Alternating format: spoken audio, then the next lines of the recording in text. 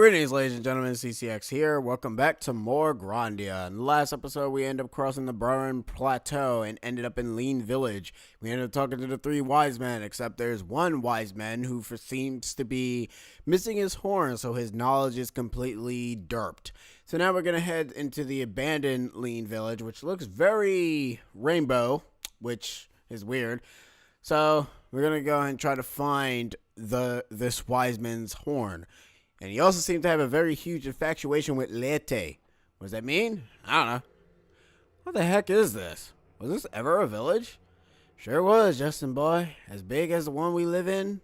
Come to think of it, it was a lot prettier too. This is worse. This is worse than Petrified Forest. Darlin says here space is warped and twisted. Monsters live here too. Alright, fine, whatever. You're right, Justin boy, but be careful now. Y'all, there's worming like critters. Around and Dorland's house was the farthest from the gate, so we got a long way to go. Ah, well, yeah. Anyways, welcome to Warp's City.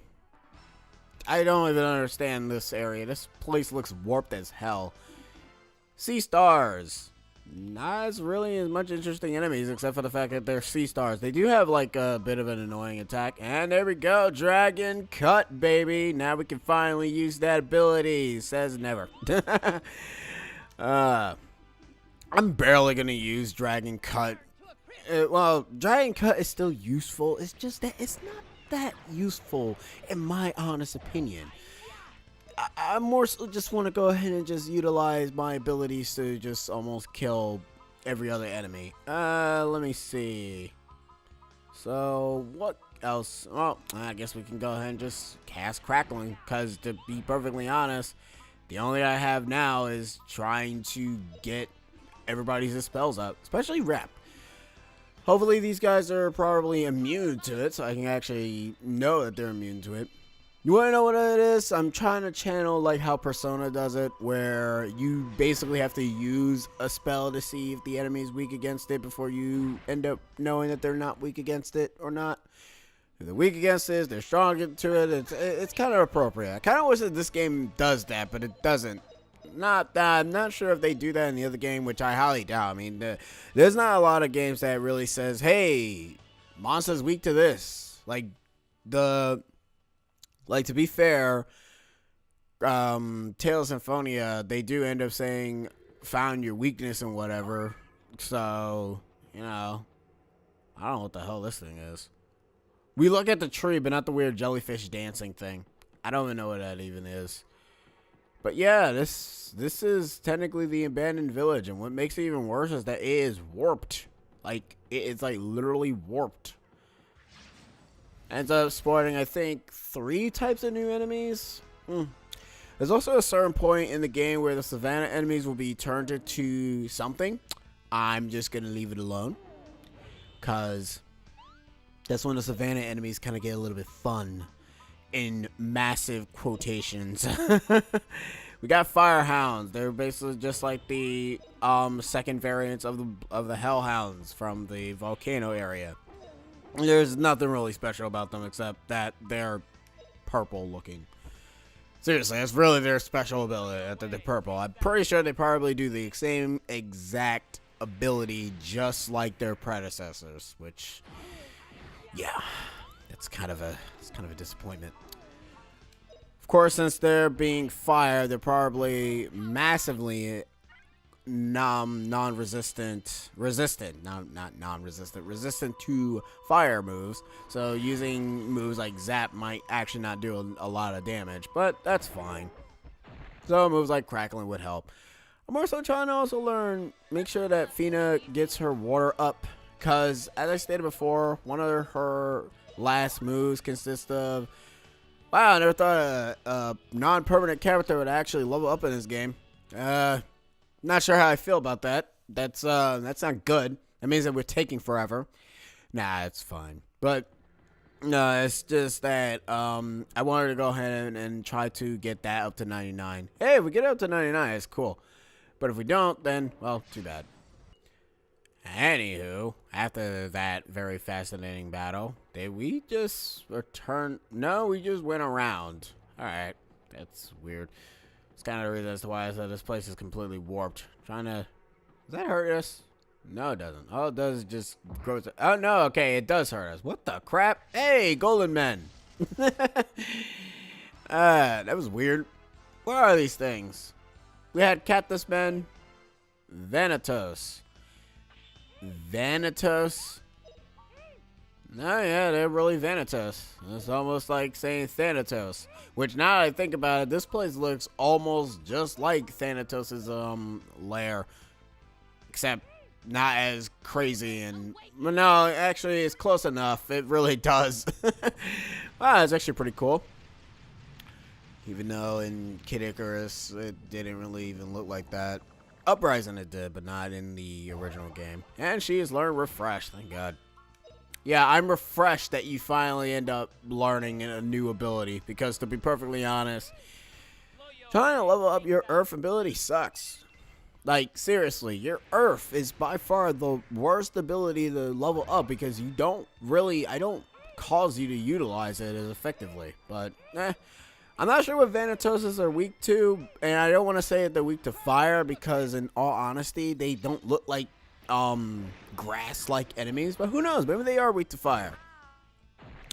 I'm gonna assume that they're weak to fire because they took massive damage compared to the other two spells that we just used. So I'm just gonna say yes, they are weak to fire. I really wish I knew. I mean, like I said, I don't really memorize elemental weaknesses in this game specifically, but then again, half the time elemental weaknesses are kind of like the no duh motion. And you guys notice, you guys have also been seeing like houses and whatnot. These are kind of like warp holes, like they said that this place is it's like a warp space. So wherever you're gonna go, you're gonna end up in some different area, which, you know, sounds fun, but it also sounds very confusing. This is almost like a glorified maze dungeon, you can say. We will be getting to our destination, just not as quickly as you think. So, yeah. Enjoy. Because this is kind of like what the Tower of Temptation is going to be like. Oh, yeah, another thing. The reason as to why I said the Tower of Temptation is a little bit of an annoyance, it's more so the fact that it consists of... It's a lot of up and down and all around, and I'm actually being serious. I'm not just trying to make a Sonic reference. It's literally an up and down and all around area, and as a result, the monsters there can be a little bit too annoying to the point that they start respawning constantly over and over and over again, to the point where you really don't want to fight anything there. I end up stating in the last 2 episodes or so that I said that you don't have to really fight any of the enemies, and that's kind of a little bit of a lie. You have no choice but to fight them, because if you don't, what's gonna happen is that they're gonna probably warp onto your character, and remember, at this point you will have 4 characters, so you'll be getting ambushed a lot. And I'm gonna say this now, that's the last thing you want. You do not want to get ambushed. There are traps in the area that can cause you to drop down to the lower half. You're essentially climbing up to the level rather than climbing down. And it's like, you think that you're gonna get closer and closer to the end, but no, the game decides to say, nope, you're not going to the end at all, bruh. There's those Vanitoses again. It's like, you're not getting to the end at all. You're like, literally, you're nowhere to the end. And it's like, oh my god, this place is just, it's just terrible. And you want to know what's worse? The reason as to why I managed to beat the Tower of Temptation in the first place was because I was playing it off the PSP. And we all know that the PSP has a feature that can save your quote-unquote save your progress when you end up turning it off in the sleep mode. So that basically mitigated the fact of me playing through the entire thing like a nub. Now, what makes it worse for this version? Well, my god. Well, we're gonna have to play through that entire Tower of Temptation in one sitting. That's the problem. since I never really got into the Tower of Temptation in the original game, I don't know why I'm saying, well, yeah, in the original game, because I like to think that the original game was probably faster than this PS3 downloadable version, but whatever. So, oh my gosh, they're trapped in crystals. Legend of Zelda Ocarina of Time crystals. Now look, there's another person in there too, and another person. What the hell? Why are people trapped in crystals? I didn't know I was in Link to the Past. I don't know why I associate with, and I got ambushed because I didn't even see that. Well, at least I got legitimately ambushed and not the other way around where I got ambushed by nothing. Where it was just like right in front of me.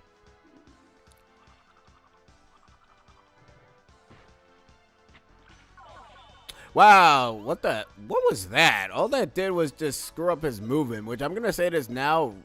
Having Rep's movement down is not really that threatening. And I'm canceled. Oh, no, I'm not.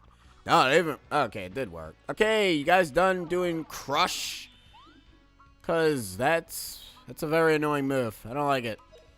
Anyways, yeah, we're essentially doing this entire, the Tower of Temptation in one sitting. And for the most part, most people will say, oh, what's so bad about that? You have no save point in that entire dungeon, and that dungeon is long. That's the problem. The reason why they call it Tower of Temptation is because once you go through it, you're going to really need the temptation to continue. It also doesn't help that you have to fight three extra bosses. See, what the hell is the point of movement? He doesn't even move. He just throws stuff. I mean, I should probably level up his sword, because I do realize that I'm not going to get his other moves, which consist of us throwing more, which I don't understand that. I don't know. Do I need to level up his, I probably do. It's going to suck, because I don't want him to be a close range fighter. But maybe I won't have to actually worry too much about that, since, when we end up doing, like, the secret dungeons, I can probably be able to focus down more. Let me see. Your sword is at 9, and the abilities that you can learn with your sword is, because you also have to get your knife up to a certain level too. I guess what I could do, and this is just spitballing here, I could focus on your knife and your sword until you get it up to 24 and 25, and then just keep focusing on your throw. But if I do that, then I'm going to have a bit of a friggin' issue. Because his last two moves are useful, it's just that I barely use them. Alright. Since I know that people are probably going to complain about it, I'll end up utilizing his sword ability. We'll start working on the sword and we'll work on the knife later. What is this? I'm sorry. I didn't realize that I was playing, Cube? What? Dude. This place is tripping massive balls, man. A lot of money here, though. Ooh, treasure chest.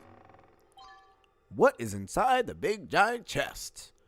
It contains an ogre helm. What is an ogre helm? Oh, wow, you could buy that from the shop in, Lean Village. I know, actually, was it Lean Village? I don't know. It was somewhere. But all the items we have, well, we can get rid of the meat.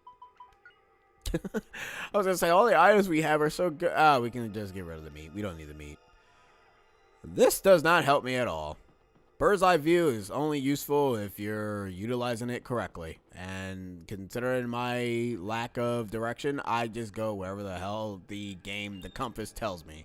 Half of the time, the compass doesn't even help. I think that's actually true for the Tower of Temptation. I think the compass kind of just goes, woo, woo, woo, woo, woo.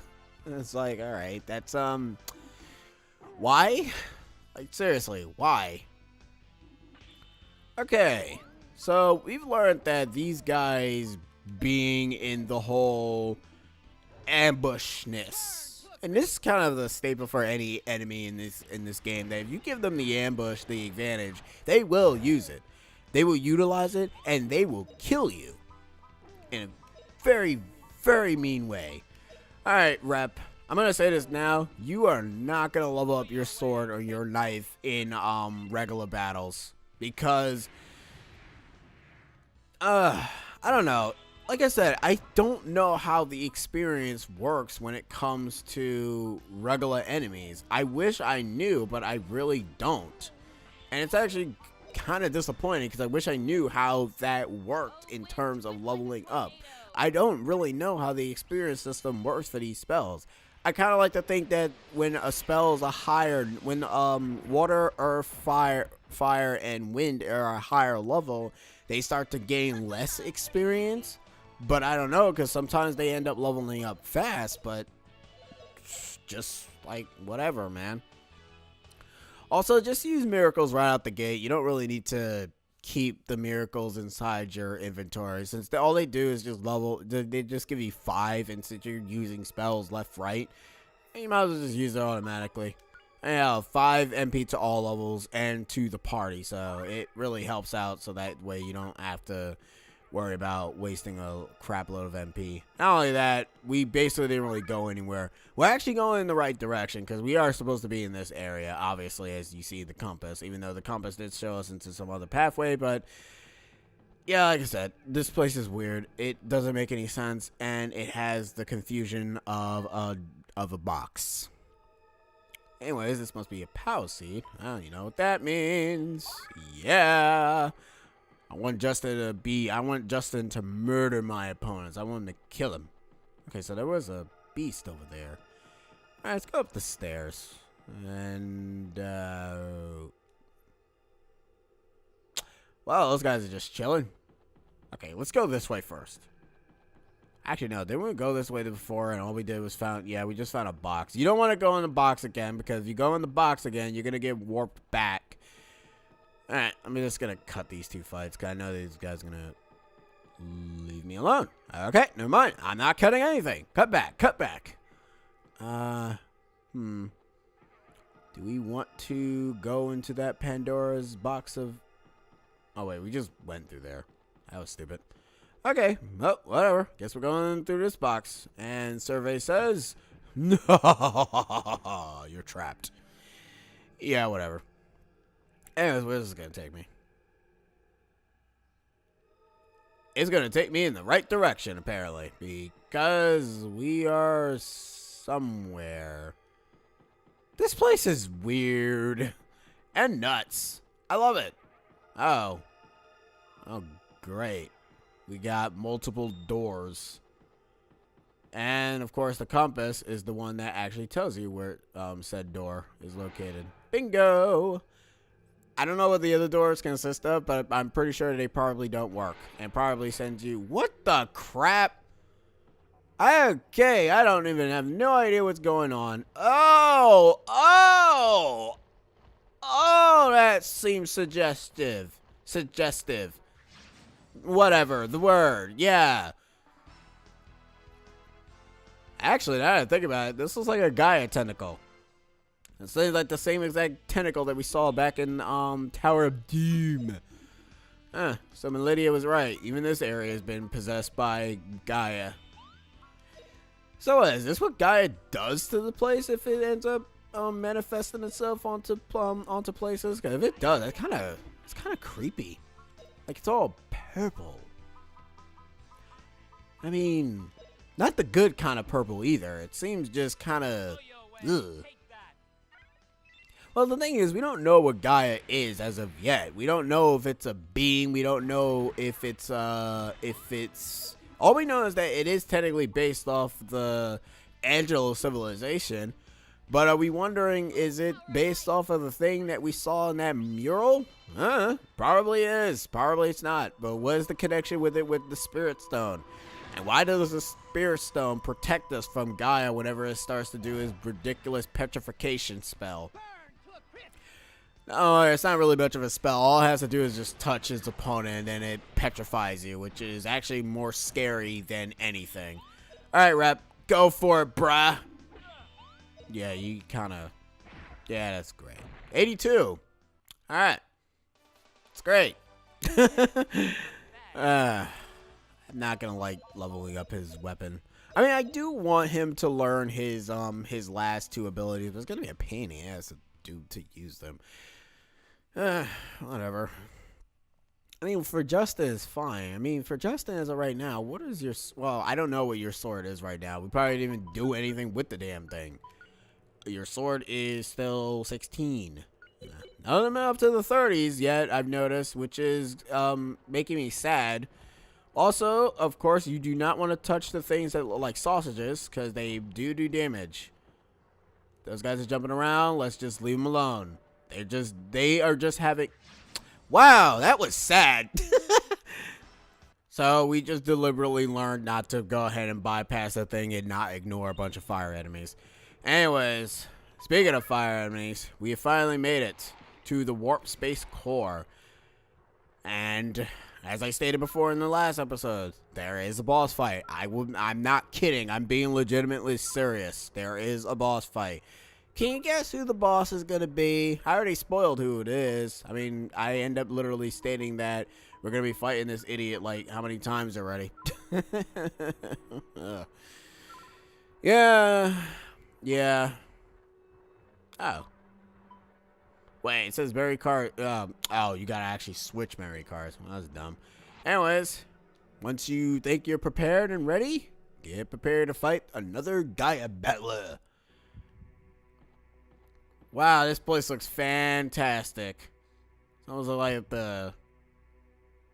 My God. And of course, it's not gonna... And it just birthed out a Gaia battler, just like that. I see a treasure chest, so... Okay, whatever. Round 2 with the Gaia battler. Same verse, same as the... same verse, same as the first. So, yeah. You're not really getting anything new with this guy, except the fact is we did learn Lotus Cuts in that last battle, so yeah, there's that. Anyways, Gaia Battler number 2 has the same exact move set, which I'm hoping it does, and it doesn't make a liar out of me. But it just has more health now. You guys are probably wondering, oh man, are you serious? And we're gonna be fighting this guy multiple times? Yeah, that's kind of the only disappointment part about the Gaia Battler is that he doesn't really change his attack pattern. He doesn't change his attacks at all. It's literally the same exact fight that you just fought. And that's probably one drawback to this thing, is that it's a one-trick pony. But it ends up helping you know that since it's a one-trick pony, it's pretty much easy to beat. I mean, yeah, it has more health, but... You know, learning the fact that it has like a one trick, you don't really have to worry too much about it, you know.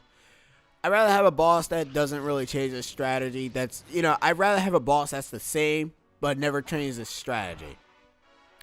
He does hurt more, obviously, because he's a douche, and he is gonna release poison gas, and he's gonna release poison gas on Melidia.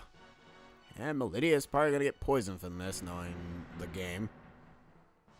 Oh yeah, 1. Oh, it didn't even do anything. Never mind. I thought she was going to get poisoned. She didn't even get poisoned at all. Wow. Gaia Battler, you're being amazing right now. Like, seriously. Just keep casting Digging until everybody's all defensed up and then he can't do anything.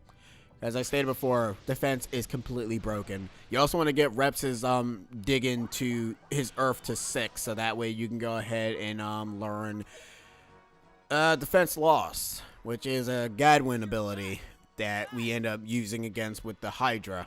Seriously, it's a very wonderful ability. I'm not sure if it will work for the Gaia Battler, but who knows? It probably will. And there we go, Defense Loss. Nothing hurts for... There's that combination move that I was thinking about. God damn. That actually did a lot of damage. Even we did have the friggin' defensive. I guess it probably like Pierce's defense. He keeps hitting. Alright, you know what? You hit her once. Okay, stop hitting Melidia. I know she's like the only character just right there, but stop hitting her. She didn't even do anything. Sure, she hit your shoulder, but seriously, dude, stop. It's really getting annoying. We'll just heal all of that HP that she just lost. And now she's all better. For the most part. Alright, let's see if defense loss actually works. I hope it does work, because if it does, good. Also, we are going to see what lightning does, so be sure to heal from that. Okay, it worked on 2. And also dropped the defense from 2 from one of them, which is very good. So that's good. Huh. So which one lost defense? The core and the left hand, but not the right hand. Alright, I'm assuming the right hand is probably immune to getting defense loss. Who cares? Also, I noticed, okay, so why did Rep have the ability to drop his defense twice then? That's the first time I've ever seen that. Whatever. Anyways, let's cast Dragon Zap, shall we? Might as well showcase what this move looks like. I never really showed this move to you guys. I had it off screen, but I never actually, unless I did show it and I don't remember. No, I probably didn't. Anyways, this Dragon Zap, the most, I want to say is the second most powerful Thunder spell. I think Gad Zap is the most powerful. Oh, one of the pieces is gone. Yeah, you see what I mean? As I stated before, this fight is just the same fight as you just fought the first time. And it's going to be the same again and again. Ah, okay. So you do start to become immune. Ah, well. That's a bit disappointing. Oh, what is just a... Okay, I don't get it. I don't get it. Oh, Grand Heal. Yeah. Can we not? Like, can we really not? I really don't want to have to deal with your Grand Heal. Like, seriously, I don't like bosses that heal. They're by far the most annoying thing ever. I mean, I know bosses need to heal because, you know, reasons. They need to try to survive, but half the time I don't really want them to. The best thing about the Gaia Battler is that he doesn't really utilize moves that hits everybody. I think the only spell that probably hits everybody is probably Lightning. That's the only move I can think of.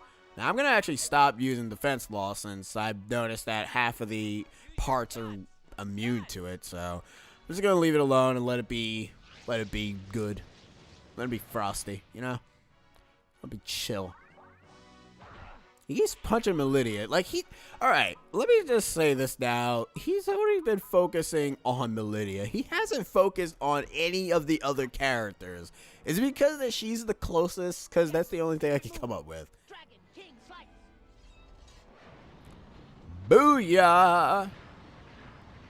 Love that move, except it does not do a lot of damage to the right. What is this? Is that the right arm or the left arm? The right. Yeah, the right hand. I mean, we can focus on the core, but I just have to kill both of its parts just to prove a point. Then I also want to get rid of the part that I want to get rid of all his parts, so that way we can just focus down on him in general. And remember, that's kind of how I fight most of these bosses now. Sometimes it's not really a good idea because it could get you killed, but nah, it's whatever.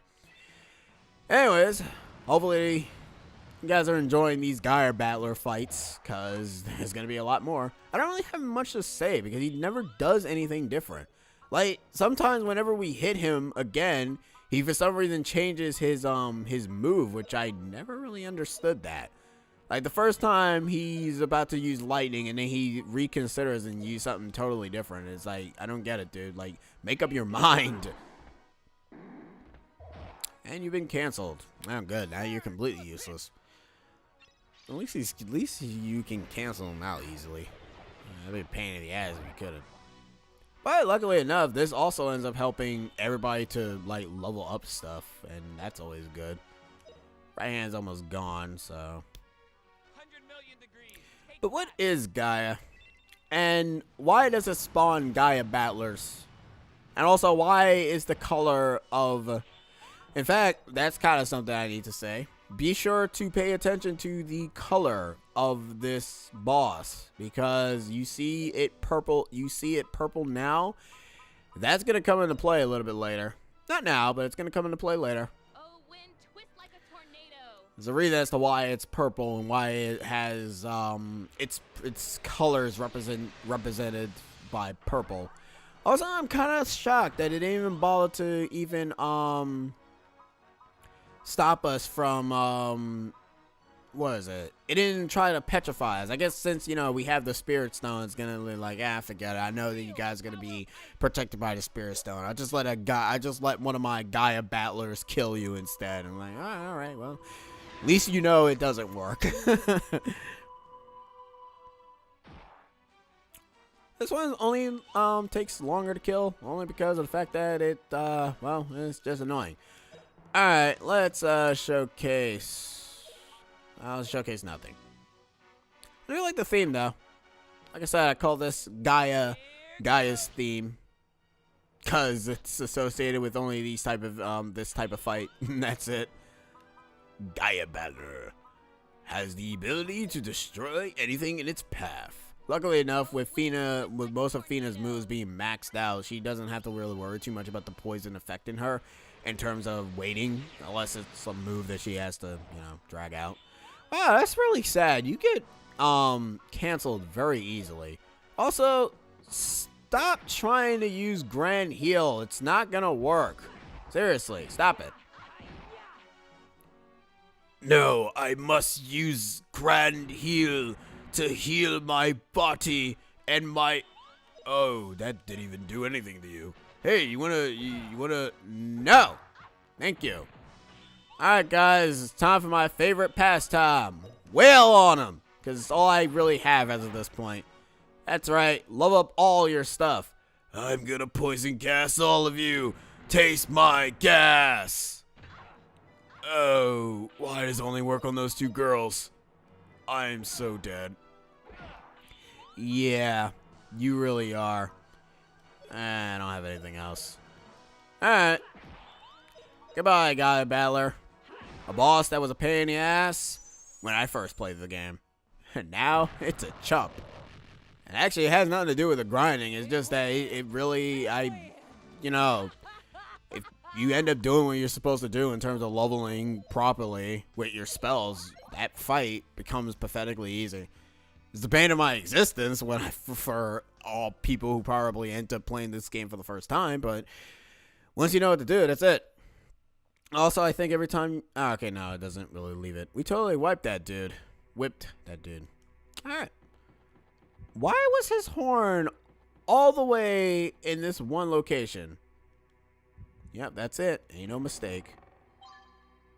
Haven't got the horn of knowledge. Alright, back to lean. Alright, let's get out of here. There's no jump cut, is there? I have to legitimately go all the way back. I'm gonna end the episode.